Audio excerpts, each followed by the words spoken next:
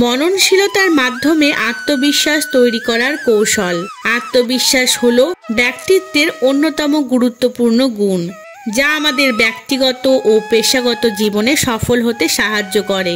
কিন্তু আত্মবিশ্বাস রাতারাতি তৈরি হয় না, এটি বিকাশমান একটি মানসিক শক্তি। মননশীলতা আত্মবিশ্বাস গঠনের অন্যতম প্রধান উপায়। গভীর চিন্তা, বিশ্লেষণ, আত্মসমালোচনা ও আত্ম উন্নয়নের মাধ্যমে আমরা আমাদের আত্মবিশ্বাসকে দৃঢ় করতে পারি। এই ভিডিওতে মননশীলতার মাধ্যমে আত্মবিশ্বাস তৈরির কার্যকর কৌশল নিয়ে আলোচনা করব। 1. আত্মবিশ্বাস ও মননশীলতার সংযোগ। মননশীলতা হলো গভীরভাবে চিন্তা করা, বিশ্লেষণ করা এবং তথ্যের ভিত্তিতে সিদ্ধান্ত নেওয়া। যখন আমরা নিজেদের শক্তি ও দুর্বলতা সম্পর্কে গভীরভাবে ভাবি, তখন আমাদের আত্মবিশ্বাস বাড়ে। যেমন একজন ছাত্র যদি পরীক্ষার প্রস্তুতির সময় তার দুর্বল বিষয়গুলো চিহ্নিত করে এবং সেগুলো উন্নত করার পরিকল্পনা করে, তাহলে তার আত্মবিশ্বাস বেড়ে যাবে। একইভাবে কর্মক্ষেত্রে মননশীল চিন্তা ও বিশ্লেষণ আত্মবিশ্বাসী সিদ্ধান্ত গ্রহণে সাহায্য করে। 2. আত্মবিশ্বাস তৈরির জন্য মননশীলতার ভূমিকা।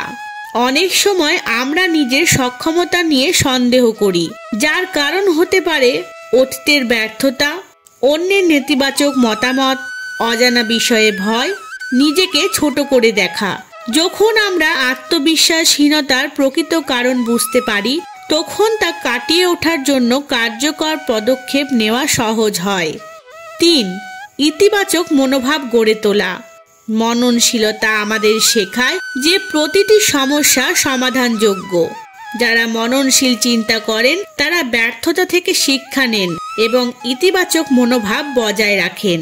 উদাহরণস্বরূপ, কোনো কাজে ব্যর্থ হলে সেটিকে ব্যর্থতা না ভেবে শেখার সুযোগ হিসেবে নিলে আত্মবিশ্বাস বাড়বে। 4. দক্ষতা বৃদ্ধি ও আত্ম উন্নয়ন। মননশীল ব্যক্তি সব সময় আত্ম উন্নয়নের চেষ্টা করেন। যখন আমরা নতুন দক্ষতা অর্জন করি, তখন আমাদের আত্মবিশ্বাসও স্বাভাবিকভাবে বাড়ে।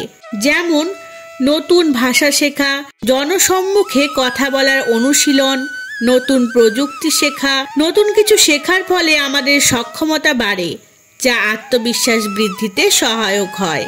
5. মননশীলতার মাধ্যমে আত্মবিশ্বাস তৈরির কিছু কৌশল। আত্মবিশ্বাসহীনতার কারণ বিশ্লেষণ করুন। নিজেকে প্রশ্ন করুন, আমি কোন পরিস্থিতিতে আত্মবিশ্বাস হারাই? আমার শক্তির জায়গা কি? কিভাবে আমি নিজের দুর্বলতাকে শক্তিতে পরিণত করতে পারি? এই বিশ্লেষণের মাধ্যমে আপনি নিজের ওপর নিয়ন্ত্রণ আনতে পারবেন। 6. ইতিবাচক আত্মকথন চর্চা করুন। নিজেকে অনুপ্রেরণা দিন এবং নেতিবাচক চিন্তা এড়িয়ে চলুন।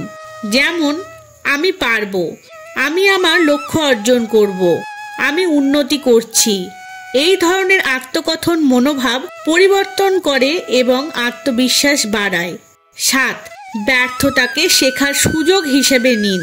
ব্যর্থতা আমাদের শেখার সুযোগ দেয়। মননশীল চিন্তার মাধ্যমে আমরা ব্যর্থতা থেকে শিক্ষা নিয়ে ভবিষ্যতে ভালো করতে পারি। মননশীলতা আমাদের চিন্তার জগৎকে প্রসারিত করে এবং আত্মবিশ্বাস বাড়াতে সাহায্য করে।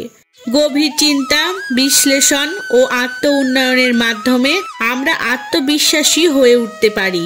তাই আজ থেকেই নিজের মননশীলতা বাড়ানোর চর্চা শুরু করুন এবং আত্মবিশ্বাস অর্জনের পথে এগিয়ে যান। ধন্যবাদ।